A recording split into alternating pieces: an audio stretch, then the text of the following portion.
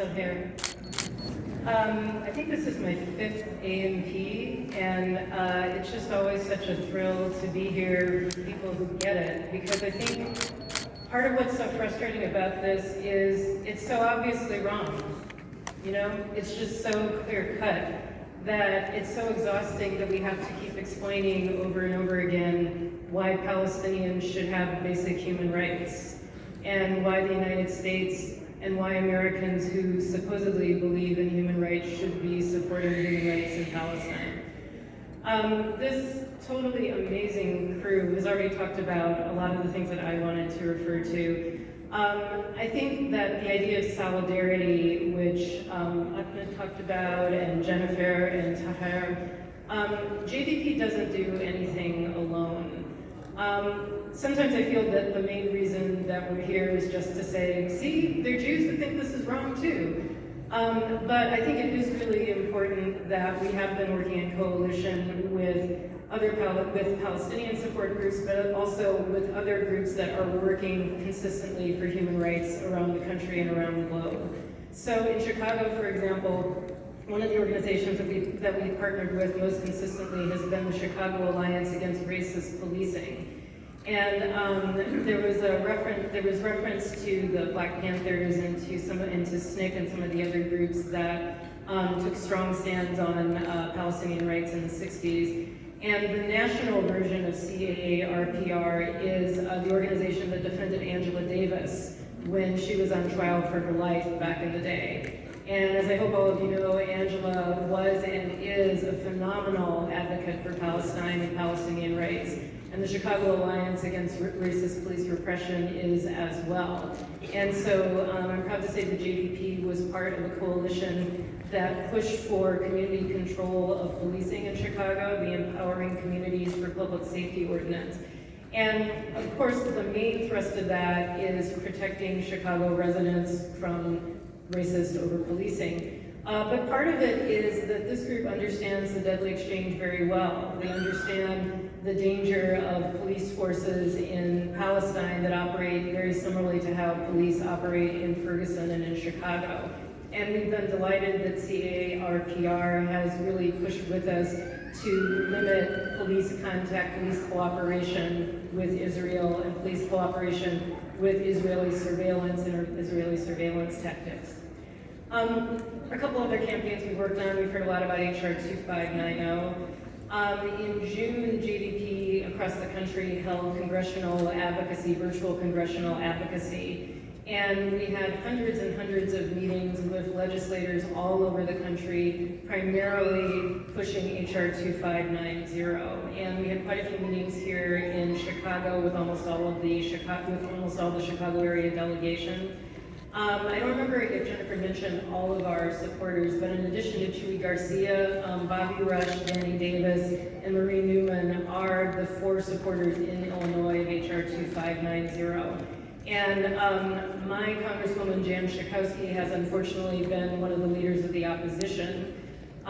She and a couple of other legislators are pushing something called the Two-State Solution Act instead of HR 2590. Which they claim will provide the same protections, but does not in any way try to limit the ongoing memorandum of understanding between U.S. and Israel that creates that $3.8 billion donation that we give to Israel every year. So if you hear that there is a better bill than HR 2590, ask your legislator, does that bill actually protect Palestinian human rights? Does that bill actually guarantee that no U.S. money is going to be going to continue to support the abuse of Palestinians, the abuse of Palestinian children, the destruction of Palestinian homes, the expulsion of Palestinians from their homes?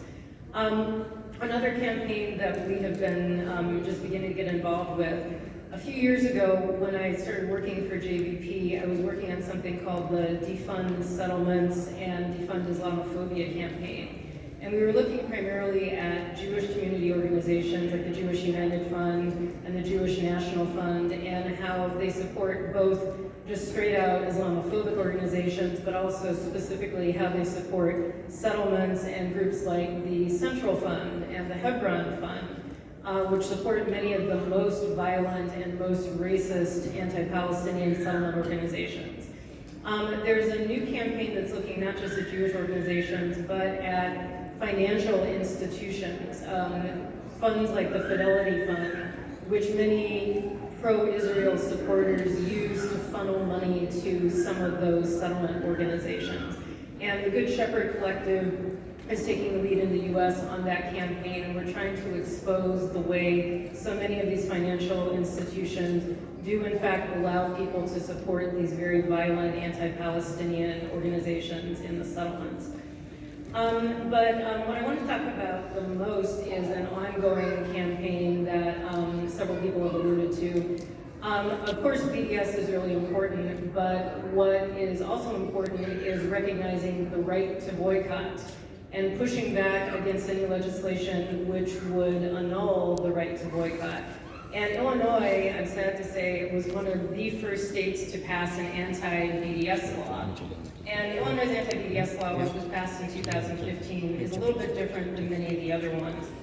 It doesn't really address individuals. What it says is that the Illinois pension funds, so the pension funds for teachers and for state college employees, are not allowed to have any money in a company that has decided not to do business with Israel for political reasons. And not just Israel, but any territory controlled by Israel, which would mean theoretically that Israel could take control of any country in the world, and we would not be able to boycott that, to protest that, because it's any territory controlled by Israel. So of course that means the West Bank. And this is why Ben & Jerry's is now being considered for the prohibited list, the prohibited investment list. Because, as you may not know, Illinois actually has a committee to restrict boycotts of Israel. That's an official committee of a state agency, the Illinois Investment Policy Board. And its sole mission is to make sure that no pensions in Illinois are invested in companies that have refused to do business in Israel or refused to do business in the occupied territories. We are hoping to be able to overturn that bill. We were talking about talking to your congressional representatives, but I was thrilled to see that there's so many people here who live in Illinois, because you need to talk to your state representatives. You need to find out who your state representatives and state senators are and tell them this bill is illogical, it discriminates against Palestinians, it discriminates against anyone who wants to take a principled human rights stance against Israel and against their investments in the occupied territories. It does not allow pension funds to decide to support a company like Ben & Jerry's that has made that kind of a principled decision. You have a great opportunity coming up in just a few weeks to take action on this. On December 22nd, the Illinois Investment Policy Board is going to be voting as to whether it will put Unilever, which is the parent company of Ben & Jerry's, on the prohibited investment list. And we would love it if lots and lots of Palestinians would come to the Thompson Center at 1:30 in the afternoon on December 22nd and tell the Illinois Investment Policy Board how you feel about that. In September, Jewish Voice for Peace and many, many of our colleagues from the Committee for Justice in Israel and Palestine, from the U.S. Palestinian Community Network, from Students of Justice in Palestine, Bright Stars of Bethlehem, and Chicago Faith Coalition, we were all there expressing our dissent and saying that this policy should be overturned, that this committee to restrict boycotting, to restrict companies that boycott Israel should be abolished. So if you can, come on December 22nd. If you want to know more about this, you can follow JVP's Facebook page and JVP's Twitter, just Chicago JVP.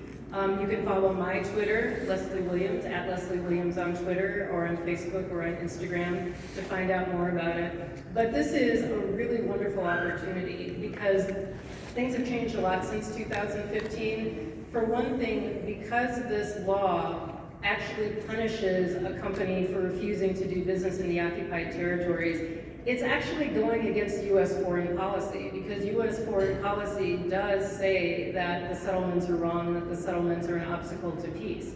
So why then would the state of Illinois be punishing any company that refuses to do business in the illegal settlements? Why would they punish companies that refuse to support something that Human Rights Watch and the United Nations have actually described as a war crime? This is not any kind of logical policy. So really hope that people in Illinois will take action on this. And even if you don't live in Illinois, keep your eye out on these bills, because there are a lot of similar bills that are being considered that pro-Israel organizations are trying to push. And this is something where if we truly show solidarity and we truly show up for this, I think we have a good chance of overturning this law and affirming that boycotting is a right, and that standing up for human rights should never be a crime. It should never be something that is punished. Thank you.